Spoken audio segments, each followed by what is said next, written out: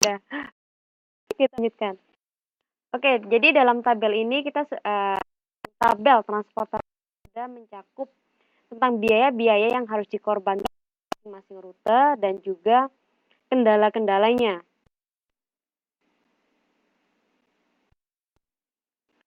Nah, yang perlu diingat, total pasokan itu sama dengan total gudang, yaitu 700. Nah, ketika permintaan dan penawaran, maka itu dinamakan balance problem. Atau ketika kita pernah ingat ketika kita mempelajari waktu SMP atau SMA dulu. SMP atau SMA. Yang pasti SMA ada, SMP nggak ada. Itu kita belajar yang namanya break even point, kan? Ketika permintaan sama dengan penawaran. Nah, di sini kita sebut sebagai balance problem. Sebenarnya untuk balance problem ini jarang terjadi nyata. Dan yang sering terjadi itu adalah balance problem. Dan itu kita memiliki teknik mengatasi masalah-masalah problem tersebut. Yang selanjutnya yang harus kita lakukan setelah tabel transportasi awal. Jadi setelah mengatur dalam tabel, kita harus membentuk awal yang layak. Nah, salah satu pendekatan sistematis yang bisa kita gunakan adalah Northwest Corner Rule atau aturan Northwest. Jadi, dalam metode ini atau aturan Northwest Corner ini, kita memulainya dari sel kiri. Nggak ada dua layar nih. Jadi sebelah kiri atas, pabrik apa? Jadi dari sini, sebelah kiri atas ke bawah.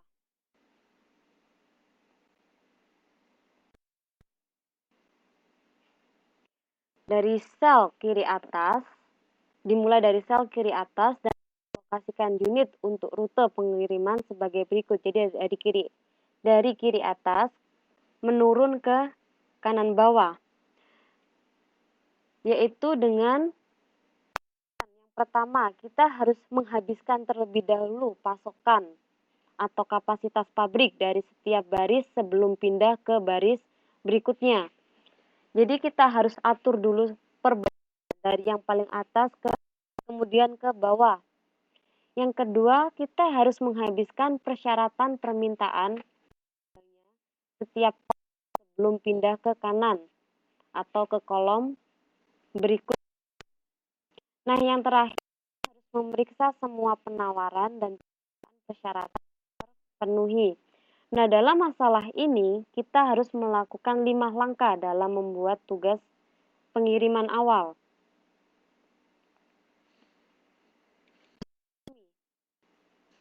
Ini masih awal, harus dipahami benar-benar karena ini nanti akan kita gunakan hingga akhir karena ini untuk aturan awal saja. Masih awal. Metode selanjutnya akan menggunakan aturan ini dalam menyusun tabel awalnya.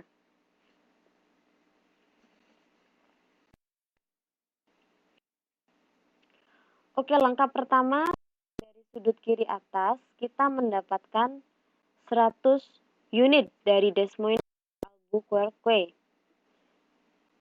Nah, untuk kapasitas Des ini 100, jadi langsung dimasukkan ke, ya kan? Bisa dipahami? Karena kapasitas pabrik dari Des Moines ini cuma 100 langsung masuk ke jalur yang pertama. Catatan, ini bisa mencukupi kuotanya atau kuota dalam pabrik yang pertama ini mencukupi pengiriman dari pabrik yang pertama. Nah, karena baris ini terpenuhi, yaitu sejumlah 100, udah nggak ada sisa, maka kita pindah ke baris yang kedua. Di sini. Dari pabrik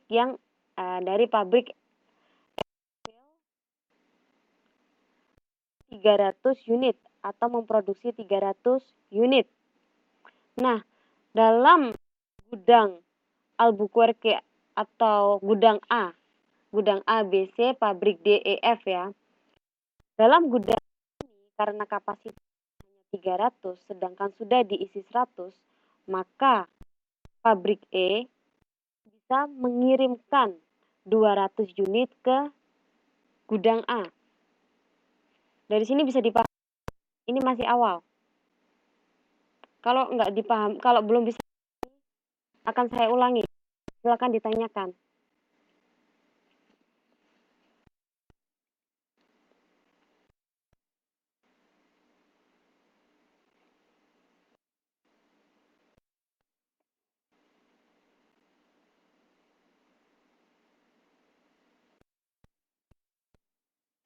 Gimana? Gak ada pertanyaan? Paham ya? Saya akan bisa tentang ini.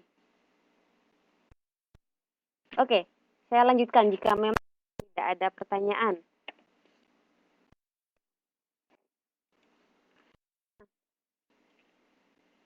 Karena pada gudang A ini sudah terpenuhi 100, maka kita pindah ke ke kolom sebelah atau ke kanan.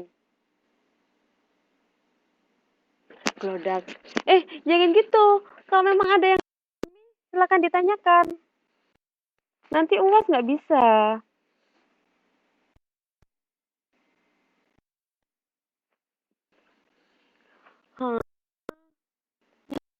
Itu. Aduh, gimana nih?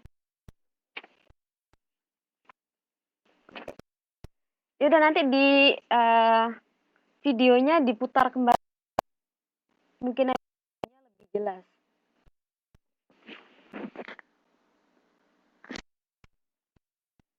Ya. Ya, maaf ya. Saya juga nggak tahu nih kenapa. Ya, maaf. Oke, saya lanjut. Jadi karena di kolom pertama ini. Oke. Wow. Sorry, Dan. Maaf. Oke, saya lanjutkan. Jadi kolom pertama sudah terpenuhi. Kita pindah ke kolom sebelah kanannya atau kolom selanjutnya. Bukan baris pertama lagi, tapi tetap di baris yang kedua. Karena ini masih 200. Kan dari pabrik E ini dia memproduksi 300. Jadi kita distribusikan sisanya terus ke ke gudang selanjutnya, yaitu gudang di sini.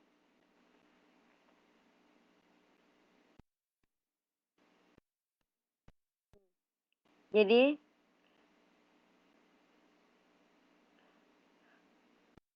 langkah ketiga 100 unit dari pabrik ke gudang B. Karena pasokan dari E sekarang telah habis, tapi gudang B masih ada 100 unit. Lihat, untuk gudang B ini 200, namun isi 100. Jadi kita harus bergerak turun secara ke baris berikutnya pada kolom Boston atau pada pabrik B. Jadi ke sini, karena dia masih ada sisa 100. Jadi kita isikan 100 dari pabrik F. Bisa dipahami ya? Karena gudang B ini masih sisa 100, maka bisa diisi oleh pabrik F sejumlah.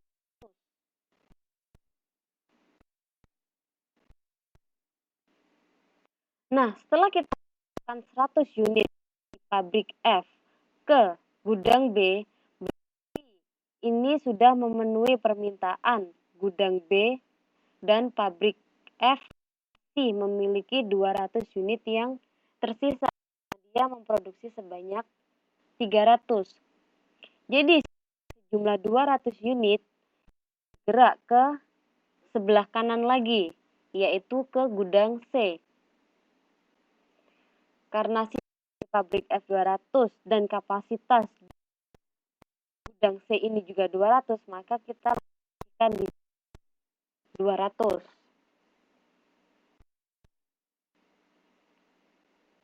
Nah, itu merupakan langkah kelima atau terakhir, yaitu dengan menetapkan 200 dari pabrik ke gudang C.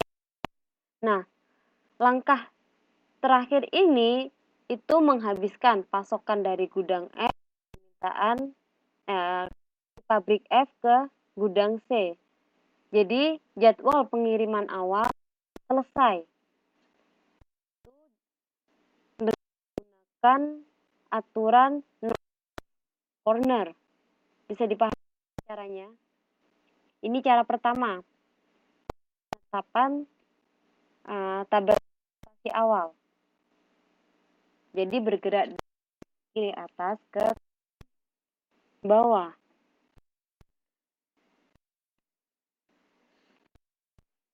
Bisa dipahami ya?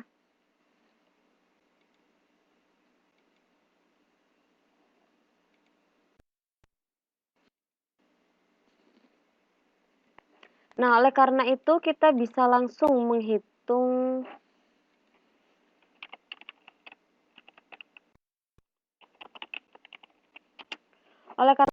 kita bisa langsung menghitung biaya pengiriman awal untuk tugas. Ini masih awal kita proses.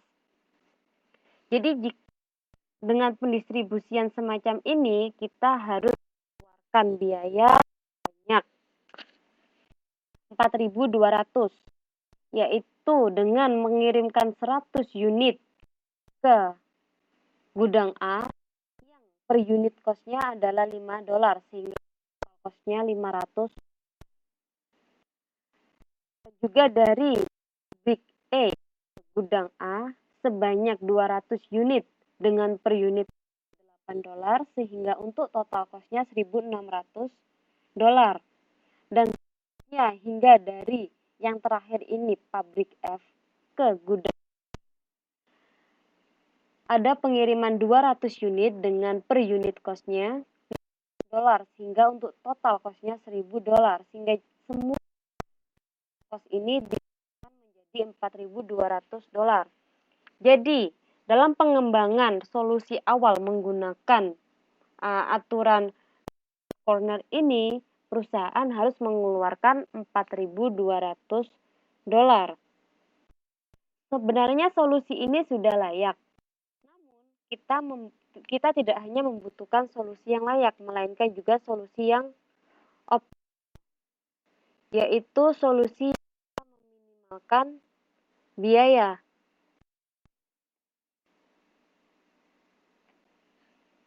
Bisa dipahami?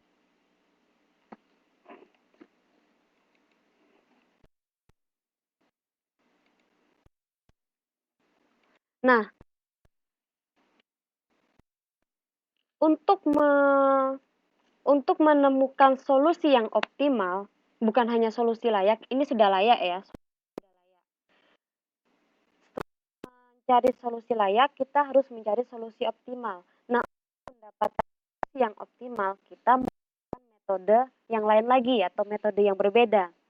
Nah, kita sebut metode untuk mencari solusi yang optimal dengan nama stepping stone